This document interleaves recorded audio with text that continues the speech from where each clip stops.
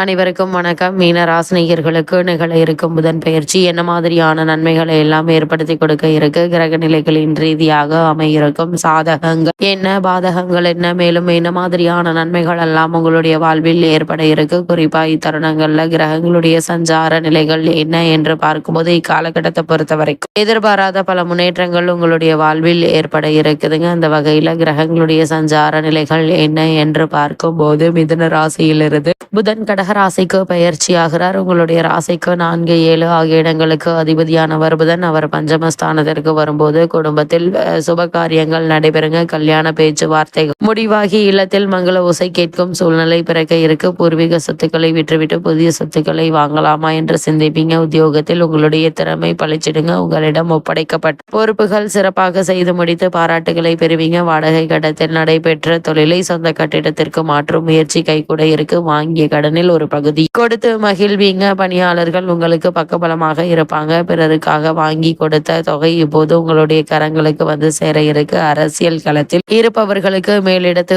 ஆதரவு உண்டுங்க. அதே போல் பொது வாழ்வில் உள்ளவர்களுக்கு கேட்ட பொறுப்புகள் கிடைக்க இருக்கு. தொழில் மற்றும் வியாபாரம் செய்பவர்களுக்கு தொடர்கதை வந்த கடன் சுமை குறையுங்க. உத்தியோகத்தில் உள்ளவர்கள் மேலதிகாரிகளின் அன்புக்கு பாத்திரமாவீங்க. கலைஞர்களுக்கு நல்ல வாய்ப்புகள் வந்து சேர இருக்கு. மாணவ மாணவிகளுக்கு படிப்பில் வெற்றி உண்டு. பெண்மணிகளை பொறுத்த வரைக்கும் சுப காரியங்கள் இல்லத்தில் நடைபெறுங்க. செலவுக்கேற்ற வரவு உண்டு. இத்தருணங்களை பொறுத்த வரைக்கும் குடும்ப சுமை கொடுங்க. வரவு காட்டிலும் செலவு அதிகமாக இருக்குங்க. வியாபாரத்தில் சிலரை நம்பி இழப்புகளை ஏற்படும். நழுவி சென்ற சந்தர்ப்பங்கள் மீண்டும் உங்களுக்கு கிடைப்பதற்கான வாய்ப்புகள் அதிகம் இருக்குது. இத்தருணங்களை பொறுத்த வரைக்கும் இது மாதிரியான நேரங்களில் நீங்கள் கவனமாகவும் எச்சரிக்கையாகவும் இருப்பது அவசியங்க. மீனராசினியர்களுக்கு இத்தருணங்கள்ல கிரக நிலைகளின் ரீதியாக கூறப்படும் பரிகாரம் என்ன என்று பார்க்கும்போது பிரதோஷ நேரத்தில் நந்தி, சிவன், உமையாலை வழிபடுங்க. எண்ணற்ற நன்மைகள் உங்களுடைய வாழ்வில் ஏற்படும். தடைபட்டு வந்த காரியங்களும் கூட சாதகமாக நடைபெறும் என்பதை கிரக நிலைகள் உறுதியளிக்குது.